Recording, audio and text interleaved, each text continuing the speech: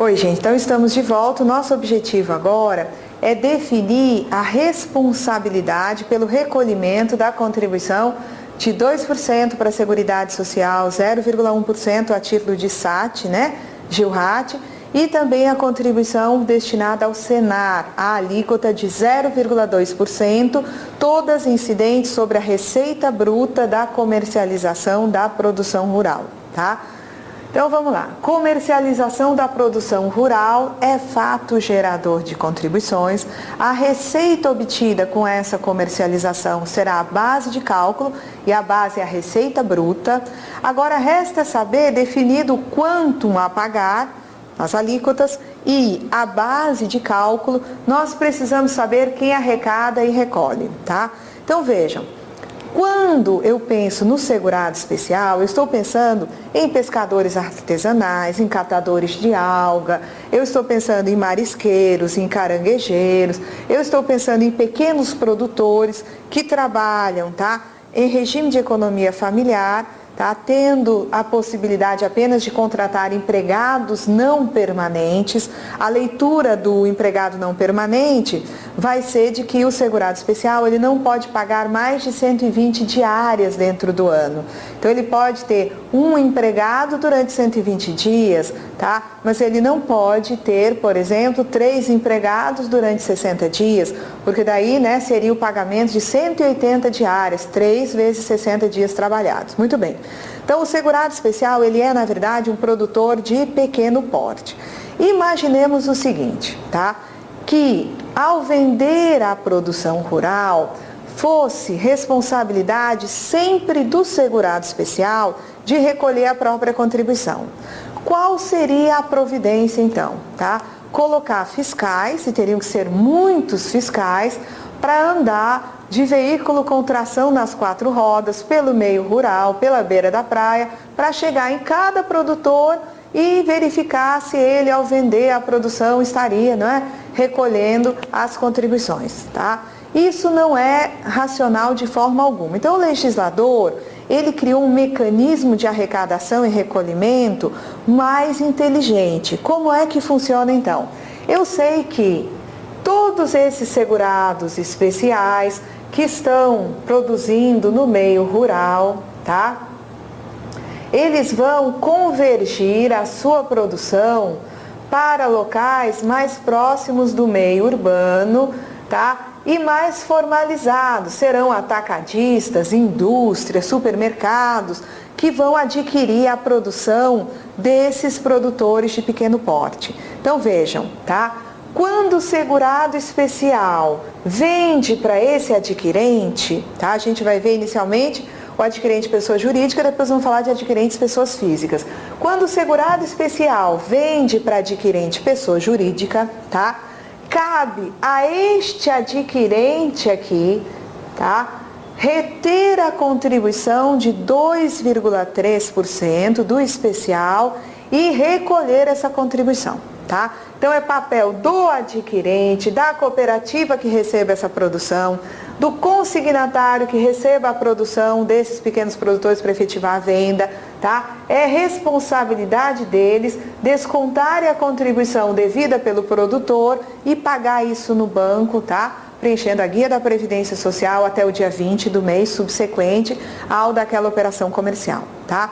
Vai que eu chegue nesse adquirente, tá? E eu vá atrás de verificar se ele está, ao adquirir essa produção rural, efetivando a retenção dos 2,3% do especial e fazendo o recolhimento da contribuição. Então, como é que eu vou saber, primeiramente, que ele está comprando produto rural? Tá? Eu vou pedir para esse adquirente o livro de registro de entrada. Tá? A legislação estadual obriga que o adquirente mantenha esse livro. Então, eu posso pedir porque é um livro que tem informações importantes relacionadas a contribuições destinadas à Seguridade Social. Eu solicito o livro de entradas e verifico que ele adquiriu produção rural de várias pessoas físicas, tá? Nós vamos ver mais adiante, nós vamos fechar esse quadro, que eu não quero saber se é especial, se é produtor pessoa física, empregador rural, ou se é até um intermediário pessoa física. Todas as aquisições efetuadas a pessoas físicas vão me interessar. Daí eu peço para essa indústria que está comprando dos especiais, tá? Eu digo, olha, você comprou do seu fulano, do seu cicrano, do produtor fulano de tal, e eu então quero ver as guias. Que guias?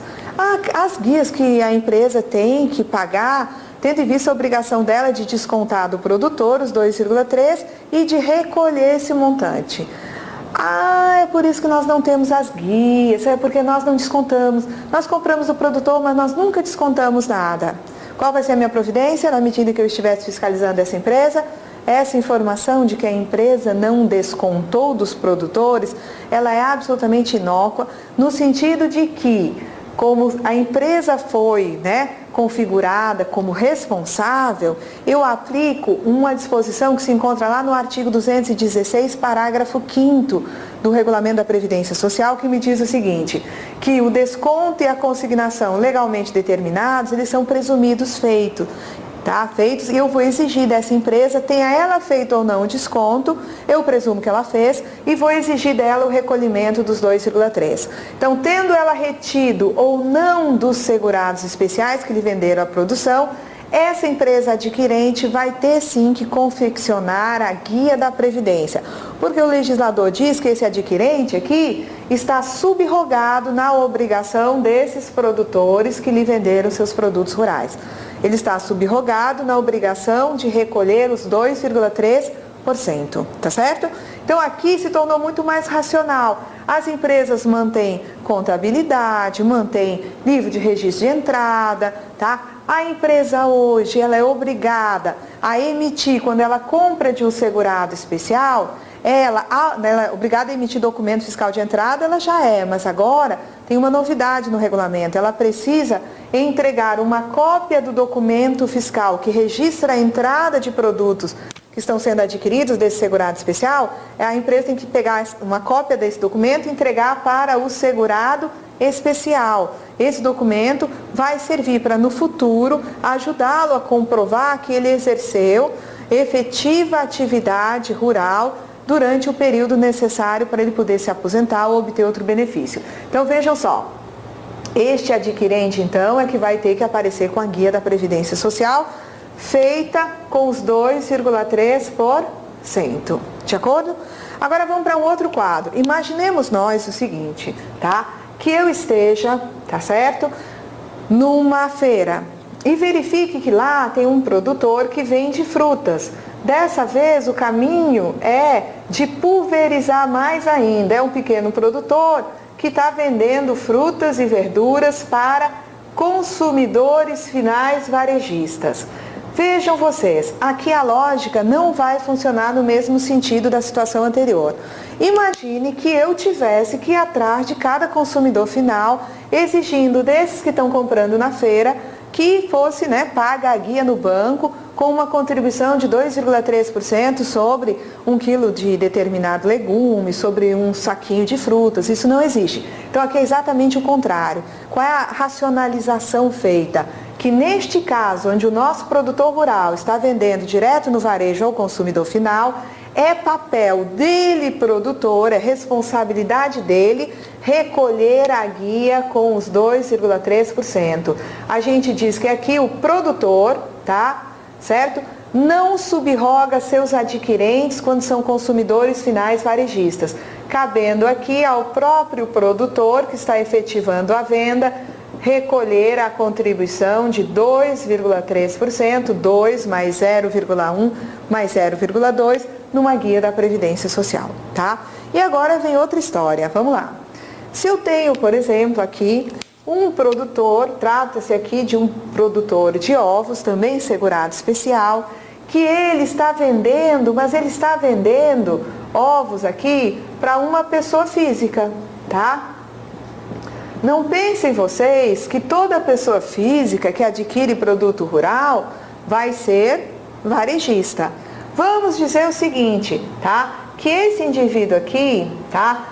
Esteja comprando em grande quantidade, porque o objetivo dele é proceder à revenda, tá? Dessa produção rural, aqui eu tenho o produtor e aqui eu tenho o adquirente, mas um adquirente pessoa física, que vai comprar em mais quantidade para revenda agora sim ao consumidor final.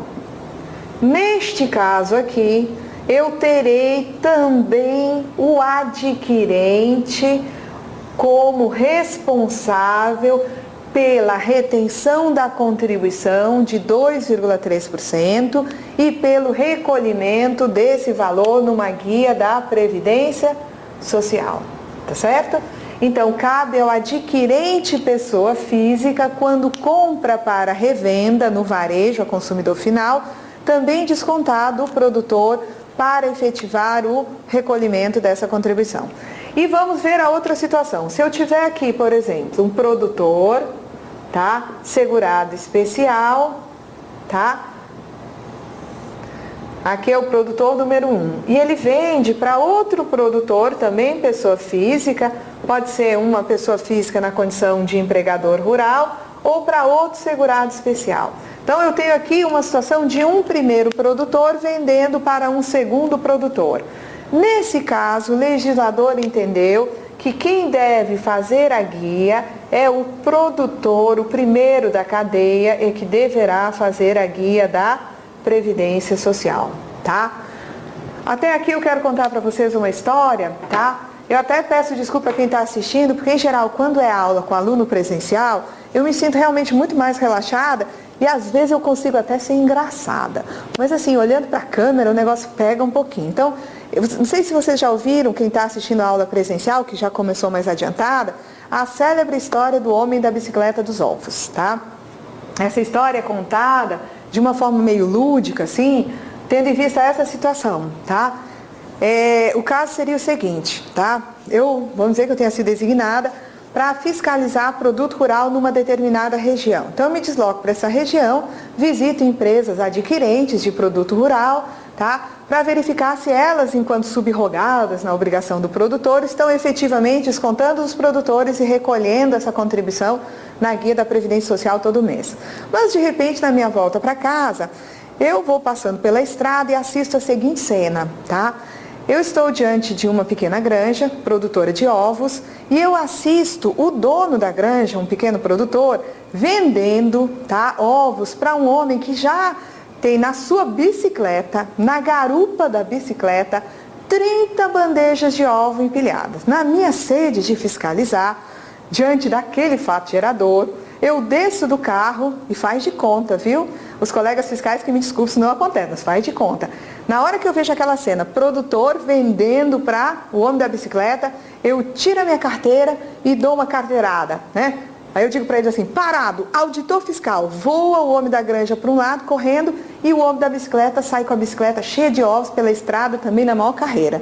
Aí eu pergunto sempre para os alunos, nesse caso, se você está fiscalizando, você quer, né, determinar quem é que vai recolher a guia, você corre atrás de quem? Você corre atrás do homenzinho da granja, que a essas alturas já vai longe para o seu lado esquerdo, ou você corre atrás do homem da bicicleta, que a essas alturas já está lá no meio da estrada, com o ovo caindo para todo lado, tá, das bandejas, tá? Qual é a resposta? Você corre atrás do homem da bicicleta, porque com certeza, se ele está comprando 30 bandejas de ovos, eu não vou entender que ele seja um consumidor final varejista. Ele está comprando provavelmente para revender numa bodeguinha que ele mantém lá do lado da casa dele, tá? Então eu saio correndo atrás do homem da bicicleta de ovos, porque eu vou exigir dele, tá, o pagamento da guia com os 2,3, que eu espero que ao comprar ele tenha feito a retenção dos 2,3, tá? Mas vai que aconteça de eu correr. Quando eu consigo alcançar o homem também já parou, desesperado, né?